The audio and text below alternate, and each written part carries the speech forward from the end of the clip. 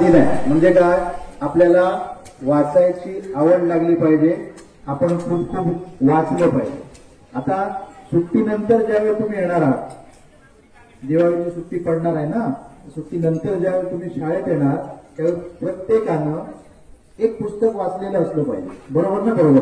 परत तुम्हाला पुस्तकं देणार आहे म्हणजे आपण वाचनालयातनं घ्यायची आणि दिवाळीवरनं आल्यानंतर इथे प्रार्थनेला येऊन दररोज एक किंवा दोन मुलांनी आपण जे पुस्तक वाचलंय ना त्याचा सारांश, त्याचं सार, त्या पुस्तकामध्ये काय होतं, ते पुस्तक कशा संबंधात होतं, त्याच्यामध्ये कोणकोणती, तुम्ही एखादी कादंबरी वाचली, स्टोरी वाचली, त्याच्यामध्ये पात्र कुठली होती, त्या स्टोरीचा किंवा त्या पुस्तकाचा सारांश आपण इथे सांगणार आहोत. असा उपक्रम आपण सुट्टीनंतर करणार आहोत. त्याची तयारी तुम्ही आजपासून सुरू करायची. समजलं?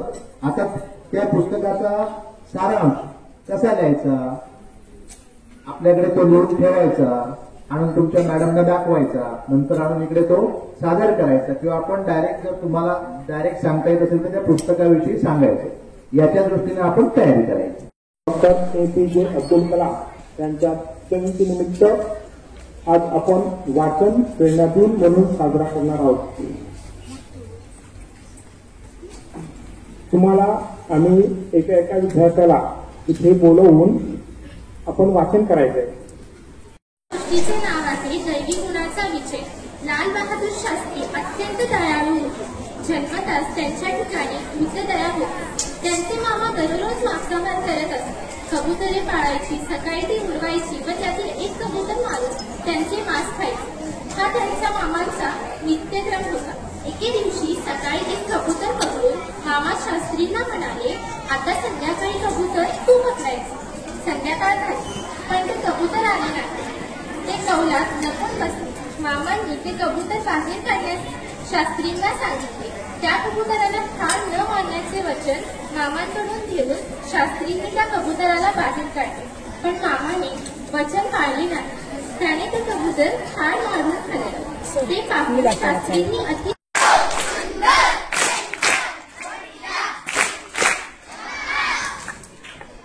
आज मी 15 October doctor APJ Abdul Kalam यांच्या जयंतीनिमित्त आपण वाचन प्रेरणा दिन साजरा करतो. त्याबद्दल आपण आपल्या शाळेत एक छोटासा कार्यक्रम आयोजित केला आहे. त्यामुळे मी तुम्हाला एक छोटीशी गोष्ट वाचून दाखवणार आहे. जून मधला लख्ख उन्हाचा तो एक छान दिवस होता. पण उंचीवरच्या कुठेही कसलाही आडोसा नसलेल्या या भूमीवर असह्य वारा उसाटल्यासारखा सुटलेला होता. घरांच्या सांगाड्यांमधून त्यांचं गुंगाणं शिकारीवर ताव मारत असलेल्या दिवसल्या गेलेल्या एखाद्या रानटी शापदासारखं चौताळलेलं वाटत होतं. मला तंबू उठवावा लागला. तिथून पुढे 5 तासांची पायपीट केली. पण अजूनही मला पाणी मिळालेलं नव्हतं आणि मिळण्याची काही चिन्हे दिसत नव्हती. सर्वत्र तोच शुष्कपणा, तीच निष्पर्ण धूळ. दूर अंतरावर मला एक छोटीशी काळी उभी आकृती दिसल्यासारखं वाटतं.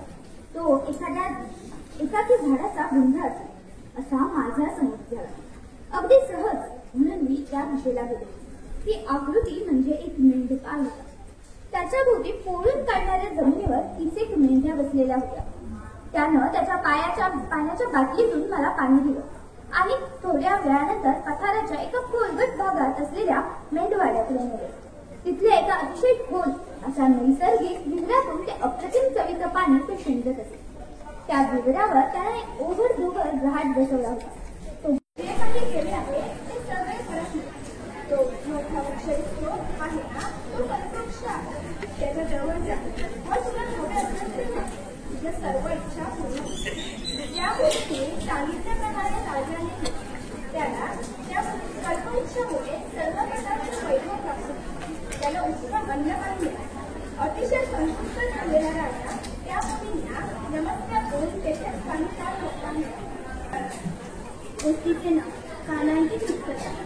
एकदा एक श्रेष्ठ गवयाचे गायन ऐकताना शेवटी देहभान विसरून गेले होते. परंतु तेथे असलेल्या लोकमान्यांच्या मनावर कसलाही परिणाम झालेला दिसत नव्हता. हे लक्षात घेताच त्या गवयाचे लोकमान्यांना विचारले, आपणास माझं संगीत आवडत नाही का? लोकमान्य म्हणाले, आपण फार चांगले गाता. भगवान श्रीकृष्णांच्या मुखातून बाहेर पडलेल्या गीताचे संगीताने माझे कान दुःखी झाले आहे. त्यामुळे आपल्या संगीताने मला कसलाही आनंद होत नाही. थोर पुरुष आपल्या कार्यावरच मन एकाग्र करतात. आपल्या भक्तांची परीक्षा पाहण्याचे ठरवतात. त्यांनी आपले डोके निर्भर तिथे बसल्याचे नाटक केले. पडंगावर पडून एकसारखे कपाळ दाबू लागले. एखाने कळवू लागले. काय करावे तुम्हाला काही सुचेना. याच वेळी नारद मुनी चौकशी करण्यासाठी तिथे आले. श्रीकृष्ण नारदांना म्हणाला, नारदा, माझ्या या डोकेदुखीवर एकच उपाय आहे. जो माझा भक्त त्याच्या पाया खायचे नाही. मला माझ्या कपाळाला लावण्यासाठी दे, पण त्याचबरोबर पायाला लागलेली शत्रूने स्वारी केली. शत्रूची सेने नगराच्या तटाबाहेरून लढाई करीत होते. घनघोर युद्ध सुरू झाले, परंतु राज्याच्या सैनिकांनी व नागरिकांनी एकजुटीने व एकालाने युद्ध करून शत्रूचा लढा परतवून लावला. राजाचा विजय झाला. आता या युद्धात ज्यांनी युधिष्ठिर म्हणाला, तुम्ही माझे भाऊ, हा वृक्ष, हा पक्षी असे सगळे काही दिसते. द्रोणाचार्यांनी त्या सर्वांना नाकात करवून हाताने सांगितले. मग अर्जुनाची पाळी आली. अर्जुनाला दिसत नाही. हे ऐकताच आनंदी झालेले यांना विचारले, महाराज, खरं शेवटने बघण्यात नेहमीच कमानीचं कठोर असलेल्या हवामानामुळे एकमेकांना चिरतून राहणाऱ्या कुटुंबाचा सगळा बंदिस्त अहंकार अधिकच तीव्र होता. या जागेपासून दूर करावं अशा सततेच्या इच्छेमुळे त्याच्या वैवाची एक टाकलेली कामवत एक भिक्षकान कृष्णांना म्हणाला, गुरुदेव, निशाळ फार महाग आहे.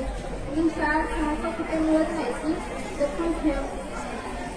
किंचित असा फरक का, असे त्याने विचारले असता तुम्हाला ते नंतर कळेल, असे त्या शिकाऱ्याने सांगितले. गृहस्थाने दोन्ही पोपट घरी आणले. त्याने दोन्ही पोपट वेगळ्या खोलीत पिंजऱ्यात ठेवले. तो गृहस्थ सकाळी जागा झाला. तो पिंजऱ्यातल्या पोपटाला म्हणाला, नमस्कार, सुप्रभात. तो पोपट दुपारला अभंग म्हणू लागला. तो दुसऱ्या खोलीत गेला. तेथे ठेवलेला पोपट अत्यंत घाणेरड्याशिवाय देत होता व त्या गृहस्थांना मोठे आश्चर्य वाटले. काही दिवसांनी त्या गृहस्थाला तोच पूर्वीचा शिकारी भेटला. त्या गृहस्थाने त्याला विचारले, तुम्ही दिलेले आहे आपले जे कार्य असेल याकडे सर्व लक्ष असावयास हवे. अशा वेळी इतर गोष्टींचा पूर्ण विसर पडायला पाहिजे. शास्त्रज्ञ, शस्त्रास्त्र, विद्या शिकताना तर या गोष्टींची निवांत आवश्यकता आहे. ही गोष्ट द्रोणाचार्य अनेक उदाहरणांची पटवून देत असत. द्रोणाचार्य कौरव पांडवांचे गुरु होते. एकदा त्यांनी आपल्या शिष्यांच्या व्यापार धंदा जोरात होता. त्याच्या सगळ्या वेळ धंद्याचे नफा तोट्याच्या उदाहरणात जात असे. पण होते मोठे धार्मिक. ते दर सोमवारी शंकर घटाकडून शंकराचा अभिषेक पूजा करवून घेत व त्याचे त्याला 10 रुपये दक्षिणा म्हणून देत.